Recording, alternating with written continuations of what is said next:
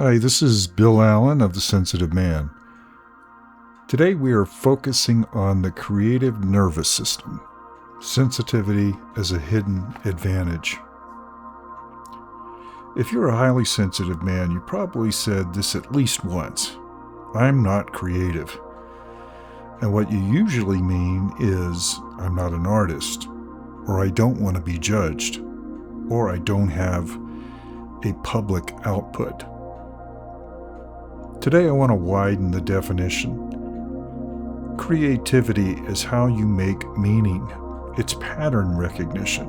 It's emotional truth. It's how you shape your life, your work, your relationships.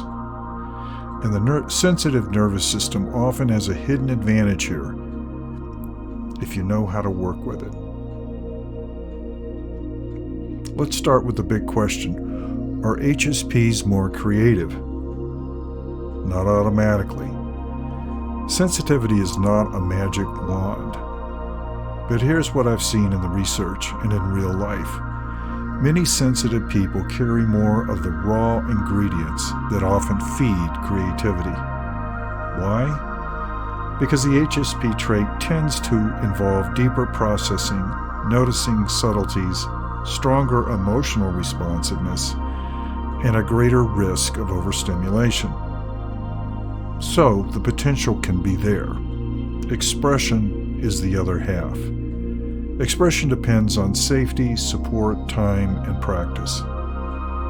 You can have a powerful engine, but if the environment is harsh, the engine may never get out of first gear.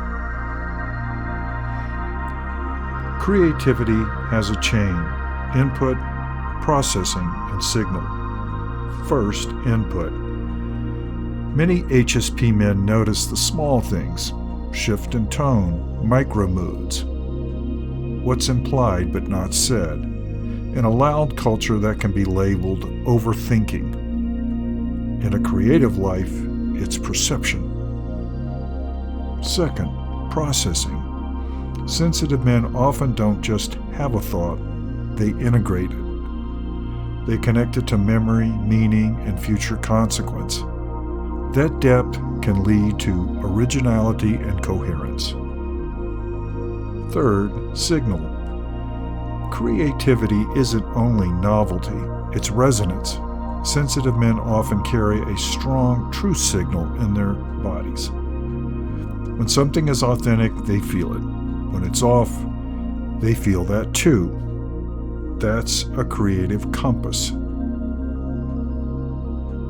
Instead of hunting for one magic trait, think portfolio. Depth of processing. This is the engine. Synthesis, complexity, meaning making. Sensing subtleties. This is the lens, nuance, timing, precision, the right word, the right note. Empathy. This is the amplifier, understanding people, realism, emotional truth, and moral imagination.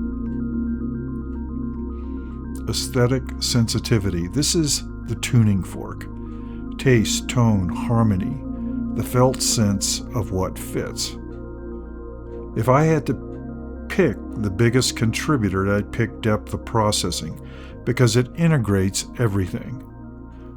But for output, subtleties, and aesthetic sensitivity often show as craft and refinement. Now the part that matters. The trade-offs are real.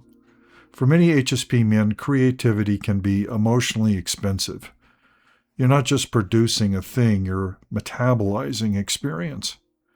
Overstimulation can choke output.